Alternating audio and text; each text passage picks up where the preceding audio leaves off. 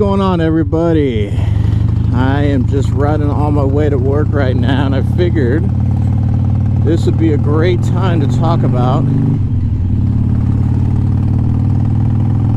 new things, or things that new riders essentially kind of fear, coming from a relatively new rider's perspective. So you see a lot of videos out there, and usually it's these guys that have a lot of experience, been riding for years, and they're saying, hey, you know, just do this, just do that. And you know, as a newer rider, I noticed one thing that was lacking that a lot of people didn't say was, you know, oh, it's going to feel like this, it's going to be like that, you know, and this is how you can kind of combat that.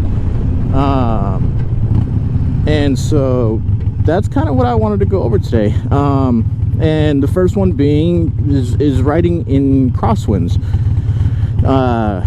You know, typically if you have just your standard crosswind, it's just a consistent speed, you know, you're just leaning into it, and they tell you that, and it's a pretty decent force on your body. And of course you want to just make sure that you're relaxed, you know. One of the things that I typically try and do is, you know, I'll do this with my hands every so often. I'll kind of give it a little stretch here and there, and you know, just to make sure that I'm not death gripping the handlebars. I've had a few times where you got a little nervous, and you know, you start gripping the handlebars so hard that your fingers go numb.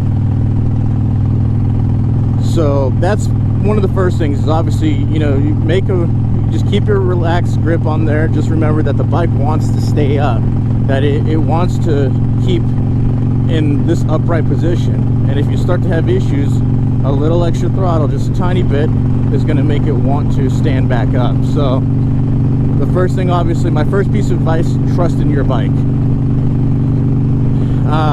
The second thing, especially when riding in crosswinds, is make sure, like for instance, I have a slight crosswind coming in from my left. It's going to blow me to the right. And so one thing that I do is if I know it's going to blow me to the right, I don't want to stay in the right part of the lane like this, because if I get a strong crosswind, it's going to blow me into the other lane. So typically, and it doesn't always work that way, typically though, you want to try and stay in the lane closest to the crosswind. Obviously that's going to change from situation to situation, because you know, road conditions, traffic, visibility, things like that. So you know, obviously that's something just to keep an eye out for. But I would say 90% of the time, if you can, stay always in your position in the lane closest to the crosswind.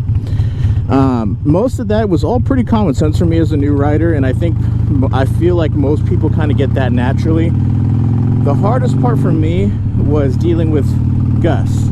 Like, for the most part right now, it is actually, it's pretty much dead in this area especially. So the main thing to realize with gusts is, again, trusting that the bike wants to stay up and keeping that loose grip. That was the hardest part for me to grasp, is that loose grip. When you're gripping the handlebars really tight, you know, if you're death gripping it, then every little movement is making the bike shake. You know, every little thing, your body is way more tightly wound into the bike, and it's keeping everything, you're transmitting everything from your body to the bike. When you have a loose grip, if I move my hands, see, I'm moving the bike a lot less, even though my arms and everything are moving. So you want to make sure you keep that relaxed grip on the bike and absorb the crosswinds with your body. That was kind of the biggest thing, is like when you're not tense, when you're relaxed, and you keep your body relaxed, your body will naturally kind of do the swing and absorb all that crosswind, rather than transmitting that into your bike. So that would probably be my biggest piece of advice, is keep relaxed. And I know sometimes it's hard, it's easier to say than to do, you know, because especially being nervous in that. So, you know, one thing that you can do to kind of practice that is finding, you know, a road with kind of a quick area that you can get off on, or, you know, seek shelter from the wind from relatively quickly. So that's one of those things that I would do to practice. We have a pretty big country road right behind our town, and it's easy to kind of hop in and out of that. So that's what I would do, is just kind of practice on that and just make sure that you're getting used to, you know, keeping a loose body. And what I notice is the more that I do it, the more that I practice that, the more confident it became every time. And of course that's kind of the case with anything, but keep practicing, keep being confident with that. You got to have a sense of confidence, a sense of not cockiness, but, you know, trust that you're doing what you're supposed to be doing. That plays a huge role in riding as well. So that's the main thing with crosswinds and things like that. And I'm trying to think what else as a newer rider.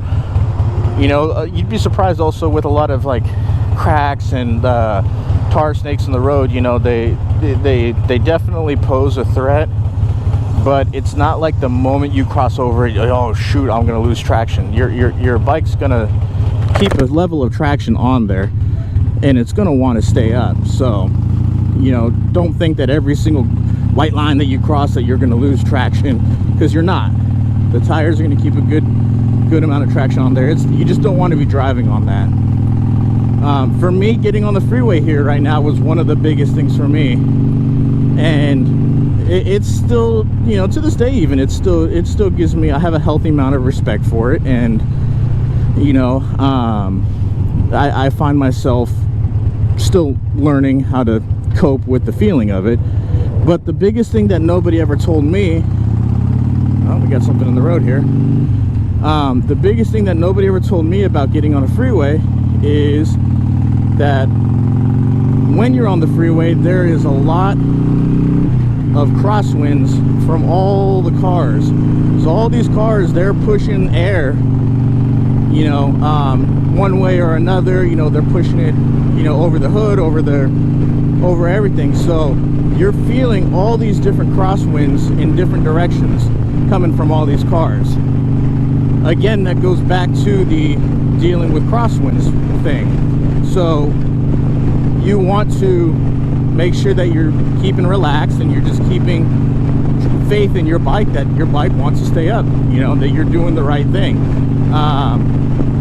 You know, and that's the major thing that I think takes a little bit of development on the freeway. Another thing is, you see, I don't know if you can see in this video, but there's these lines that are on the freeway. They look like almost like somebody like etched a line into the road, and you'll have your tires will catch that every so often, and you'll get a little bit of a wiggle.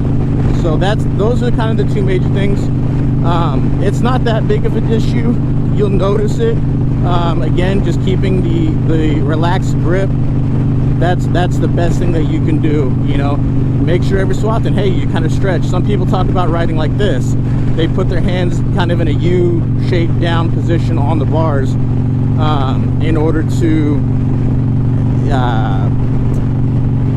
keep them from gripping too hard on the handlebars. So everybody's kind of got their technique. You know, I recommend when it comes to freeway riding and getting used to it, my recommendation is practice getting on and then jumping off on the next exit. You know, finding that little exit and just jumping on and off there. Right now, you know, I'm staying in the right lane. There's been a lot of construction here going on, and so there's a lot of stuff that I would be in, you know, the number one lane, the far left. So, but with all this construction that's been going on the freeway, there's a lot of dirt that's on there. There's been a lot of things that got kicked on the road. I typically try to avoid that. So once it starts to clear out, sometimes I'll move over there. But my exit, after this all clears up, my exit's not too far from that. Another thing is, don't stay too close in a blind spot of a car like this guy right here. I noticed he just, you know, took a look at me in his rear view, but you know, you want to either get in front of them, you know, or stay behind them. You don't typically want to ride next to them, or definitely don't want to ride slightly behind them. So that's kind of a big thing that I recommend too. Another thing is these big trucks right here. Like, I just got hit in the leg with the rock. They're going to kick stuff up. That's a big thing. So I would always recommend that, you know, don't ride too close to them right now. Like, I'm kind of getting in this weird spot right now, so, you know, I kind of want, there we go. Okay, so we can get in front of them now. So when you do, you you know, get in front of them. But also you guys got to keep an eye out right when you, there you go, right when you pass the front of those big trucks, you're gonna get pushed. They're pushing a lot of air, so you kind of just brace for it, kind of tighten up your abs. That's the best advice that I got. Tighten up your abdominals and keep that loose grip again, and you'll be fine. You know, you just stay up on the bike. It's a slight push, and eventually you'll almost learn to enjoy it, I guess, depending on the kind of rider you are. So yeah, that's the main thing, is when you're on the freeway, it seems more hectic just because of the air that's going around, but you're realistically, everybody's going the same direction, and it's a much safer ride overall. I like to look for instance, there's stuff like this right now, people getting on, but there's a nice big empty spot, so I'm going to move over. I'm going to get out of this area. Boom. Watching out for oncoming traffic. I try and at least get 2 lanes over, because there's always people that try and do the double cut across, so I always try and do that. So the main thing is just keeping calm, understanding that, like I said, the bike wants to stay up. The biggest thing also that I would say that I started really noticing a lot was that you freak out at the speed, and if that's you, my best recommendation is that you look far ahead. So the further you're looking ahead, the slower it's going to seem like you're actually going.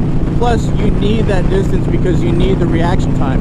You know, your reaction time is, or the time it's going to take you from when you see something to react is obviously going to be a lot shorter, you know, when you're going 80 miles an hour on the freeway. So you got to watch out for that. So that's kind of one of the big things, is so, and it's a double-edged sword, because like I said, it makes it seem like you're going slower on the freeway than you actually are when you're looking further ahead. So that's one of those things. See, if I'm looking ahead up, I see a piece of paper on there, so you know, okay, it's moving to the left, I'm good where I'm at. So boom, okay, I have avoided that obstacle. So that's the thing, is keeping your line of sight ahead of you, and just watching out for stuff, essentially. Cars, you know, you start learning what type of people and what type of cars will tend to do things. You know, trucks, for instance, you know, you sometimes notice they, depending on the type of driver, they like to be erratic in their lane switching and things like that. So you keep an eye out for stuff like that, and obviously try and give yourself as much room as you can in order to do what you need to do. Like, I know my exit's coming up, so I shouldn't be waiting to get, you know, to get to the end right away. I need to start moving now. So I start moving, okay, boom, I check, okay, that guy might be merging into my lane. I'm looking over again, he's good, okay, boom. So now he's next to me, so I need to make a decision. Do I rev up and get next to him, or do I slow down? Well, there's that truck behind him, so I'm gonna rev up and I'm gonna get in front of him. Typically, you don't want to try and do that, as you know, it's not as good of a advice that I can give, but sometimes you have to make those kind of split decisions as a bike rider, and you got to look at what's the safest for you. So those are my biggest things on the freeway, at least. And you know, don't be afraid if you have to stay in that slow lane the entire time just to get used to it. You know, that's what I did, and I still have some nervousness on the freeway. So it's all just a matter of perspective, and making sure that, you know, you stay within your limits as a rider.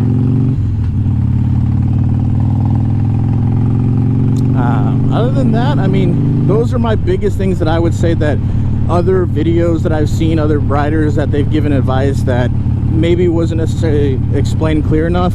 I might make another video going maybe more in depth about each thing, but I figure, I mean, this is going to be my first real video, so you know, might as well just kind of give you something basic, and see how you guys feel about it, and let me know what changes need to be made. And yeah, so anyways, I'm pulling into my job now, so I will go ahead and see you guys later.